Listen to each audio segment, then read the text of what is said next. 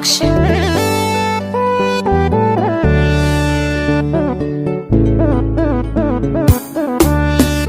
Tafiyar alin gidan nubuwa ba sai da mataimaki ba. Allah ya taimaka mun ban cewa wani zo kamun ba. Wasu ma da suka yi kafin mu ba su ji da daɗi ko kaɗan ba. Haka mu ma mun rike ba don mu ji daɗin rayuwa ba. Yawwa ga wani bayani da bai cancanta na tsallake ba. Mabiya tafiyar ma'aiki da 'ya'yayensa mu ƙara duba. Inda na kuskure kafin na ito na fara tuwa. Na tafi sosai a halin nubuwa ban yi waiwaye ba. Tafiyar halin nubuwa da ka shiga to ka auri ɗaci. Na rantse ma da Allah cikin take samar da kunci. Wataran maganar mutane ni ta sha ta na nubaci. Kuma ga kunci na jarrabawar Allah ana samu daici. Da yawa a cikin mutane suna son tafiyar bazanci. Wani ma sai ya shigo ya fara a dasa mai talauci. Wani ma dai yayansa in ya fara zai koma maraici. Ba abin da ba a yi yan uwa mu dai kuma ƙara naci. Ga wani daga gunyi yayansa ne za ka ga an takura mai. Wani ma daga yan uwa ne shi kuma suke kuntata mai. Wani ko daga malamansa ne shi ma suke gallaza mai. Dan wa daure wata ran za ka ga babu komai. Ta dalilin ka shigo tafiyar wasu ma ke rabba aure. Wani ma an ɗaura auren ana ji sai ana ya tare. Wallahi kan tafiyar nan sau da yawa an saki mare. Kar ku damu yan uwa to me aka yi ma to ka daure. Wani ma a cikin dairarsa ne wasu sun so wasu sun gi. Wani mai mulkin akan halin baiti sai a kwace mulki. Wani ingantaccen mutum a dinga kiransa da bai da tsarki. Ba abin da ba a yi wai nan duka dan ya'yan ma'aiki. Ina cigiya a duk mumini ya tsaya zan tambaye shi. Tambaya guda 15 kowa nan zan yi mishi. Kuma kowanne idan ya ji to amsa na bida a gunshi. In dai annabi ne jagoran kanan sai ka ji haushi. Tsaya bayan wafati me ya dinga sa zara kuka. Kuma ga man kunti maulawu malam ban amsa da kanka. Kuma hubbu nabiyu kuma hubbu ali a kai tarbiyar ka. Me yasa maganar alibaitu ta daidai da ta annabinka. Me yasa alil baitu ba su dadi sai da yawa mu duba. Me yasa alil kisa iban gan saraudar shugaba ba. Me yasa kuma duka sai sa kai kuma ba laifi suka yi ba. Me yasa kuma duk musulmai suka yi kisan ba kafirai ba. Me kawo ayi shiru in dai ba rainin hankali ba. Me yasa ba a kula da su ko dai babu ta shugaba ba. Me yasa mabiyan su mu ne kadan ko ba abu mu mallaki ba. Me yasa ya so su ba ko ba sunna ake ba. Me yasa duk wanda ya fahimci alil baiti ba zai saki ba. Me yasa ba so in ma ba ko annabi bai ta ya so ba. Me yasa marawaitan mu ba su rawaita daga jikan nabi ba. Amsa suka samu kanka in baka zama munafiki ba. Musuluncin wa kake yi in dai ba annabi ne ba. In nashi kake yi me yana baka ciccike sharri ba. An kawo ma farfaganda me yana baka bincika ba. To malam kai da Allah yas uzuri ni ba da ni ba. Iyalan annabi tun da na san ku ba zan iya canza mazauni ba. Iyalan annabi na zaɓe ku ba zan daɗa zaɓar kowa ba. Iyalan annabi ba babun da na nema kuma ba ku yi mun ba. Iyalan annabi ku kuka mun haka ni ban rabu da kowa ba. Iyalan annabi kun saba mini kyauta ba dan na kai ba. Iyalan annabi ci na sha na ku ne ba wani mun ba. Iyalan annabi ba su da na saba ku kuka samun ba. Iyalan annabi ba na nema gun kowa in ba ku ba. Iyalan annabi ku tausaya mini dan kakan ku barin duba. Iyalan annabi dan Allah dan annabi ba dan na kai ba. Iyalan annabi ku agaza mini ku tausaya mini dan rabba. Abinda mutum zai mun kwana shi ku yi mini na ku ina tuba. Ina kaunar kwasan da Usaini da Fatima Ali mazan fama da jagoran ku Muhammadu wanda da shi Allah ke alfarma da wanda ya bi ku da gaske ba ku laya masu hannun dama ba zan so wanda ya bar ku ba ya adin da suke tara farma a lallai san kwakwai wa wahala sosai na rantse ba daɗi, amma mun kama mun damke mun gangama 'ya'yan zultudi. Allah afuwa afuwa afuwa sassauci Allah alhadi, wallahi zukatan sun da ku sosai a tausaya mana ya adi. Allah zafin hanyar ya sami nan duka ba daɗi, muna neman ƙarin madadi wasu na cewa wai mun bi kuɗi.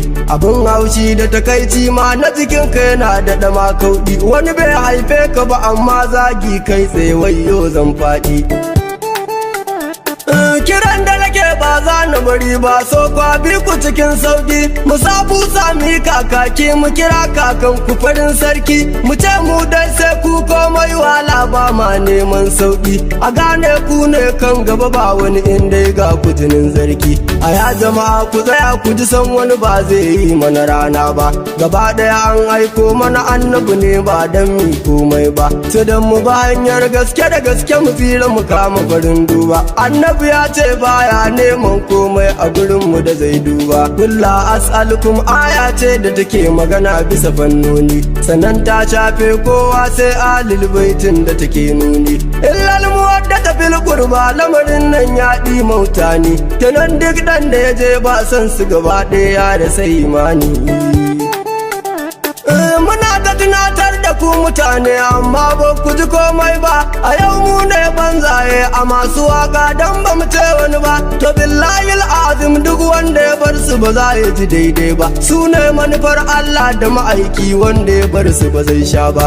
Akan wannan zababbun ku lura Allah ya kafa dokoki, sannan kuma Maliku ya dana tarko na gaske ya aje sarkoki. A yau kuma gashe dan ya dage ya bude wasu taskoki, yana so sai an fada tarkon Allah ya saki waƙo.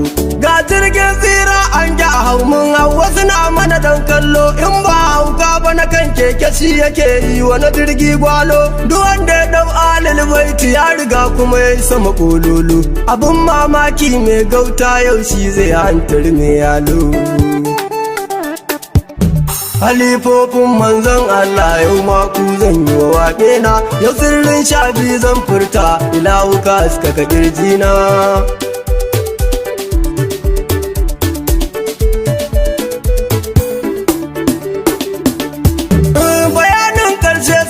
Karshe to ana abduki maulati, uwa ga marayun Karbala ya bintul adhar alil baiti. Akila na riki sanki ibada Zainab ke naiwa baiti, dan Allah umma ki yarda da ni na ziyarci garin ki daga baina. Halifofin manzon Allah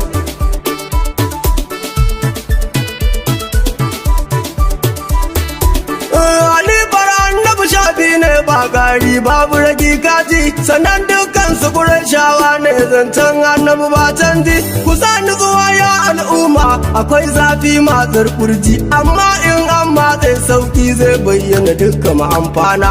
Halifofin manzon Allah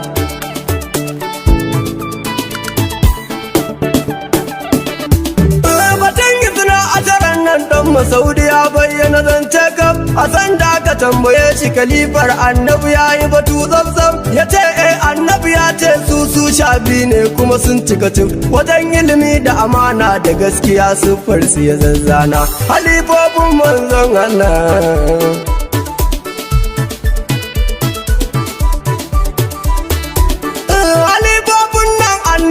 faɗi sunayensu da bakin shi, sannan ya bayyana halayensu gaba ɗaya duba hadisan shi. Shi ne ma yan digwani nawa Allahumma ma ya shaide shi, me yasa ya ce su sha biyu ne aka ce hudu ne ya ikiwana. Halifofin manzon Allah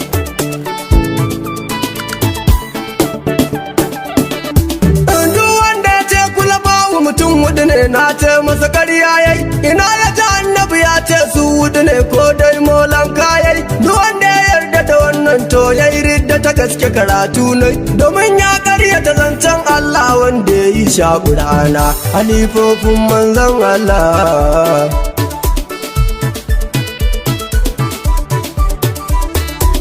wasu sun ce annabi bai ce sha biyu su ya naɗa ba kalifofi, to zan kawo ma inda ya ambaci sunayensu cikin ladabi da siffofinsu da duk aikinsu mu yanke bayani mai zurfi. Me musu ka duba Bukari, Nisaya, Abu Dauda duka sun nuna halifofin manzon Allah.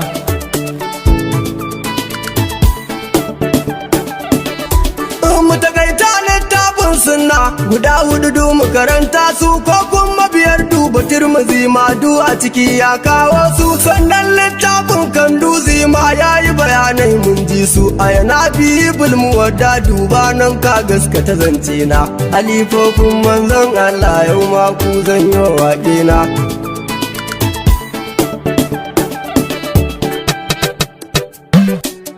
Zo mu tafi babban gida, gidan da ba gidan kwana ne, ba ku ji yan uwa, can za mu mi gaisuwa.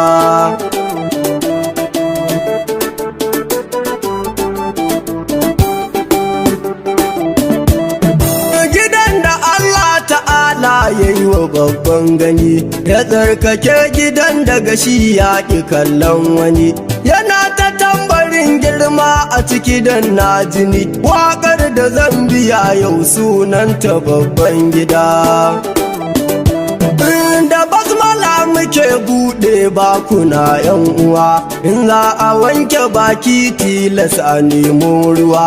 Allah ka samu rera ta ƙare yayyaduwa, yaren gidan nubuwa wallahi sai yan gida. Zo mu tafi wani tambari na zo na buga, dole na yi hanzari don kar a kulle kofa ban je ba na yi jinkiri.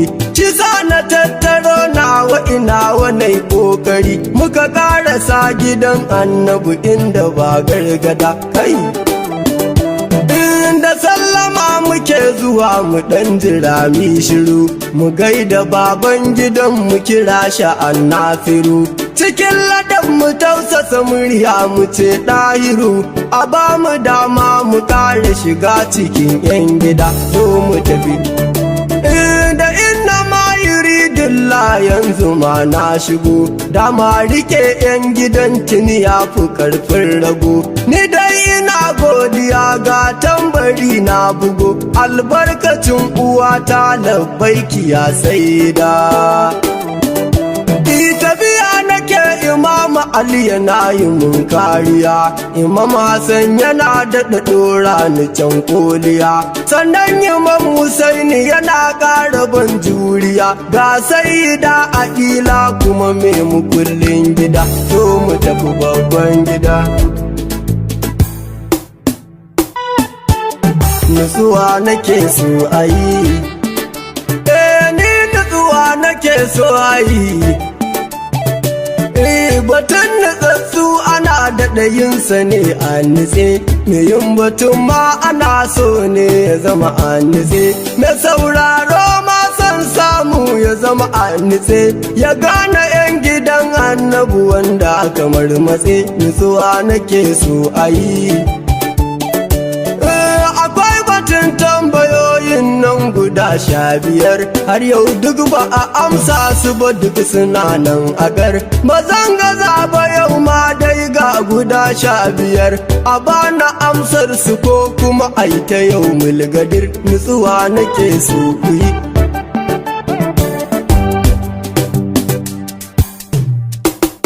Mutum ɗaya yarin jayi mutum 100,000, ina ga gaskiya sai na doka tambari. Sarkin gida a yau ma zan yi washe ire, Abdul Jabbar ka ci kwari ka cike gari. Taka da lafiya na kabar ka ta ayiri, gaban ka lafiya baya da lafiya fure. Motsa mu bi ka sarki ai sai da tambari, jagora mai kyau da diresin da kwagiri. Gyara kintsi sarkin mu shigo da ayiri, wayayyen malam dan birni kiri-kiri. Jinin ilimi dan asalin masu kyandire, na daban a cikin alin maula yana sire. Kowa ya zaburo bar shi ya zo cikin dire, muna da likitan duba mutum makan gari.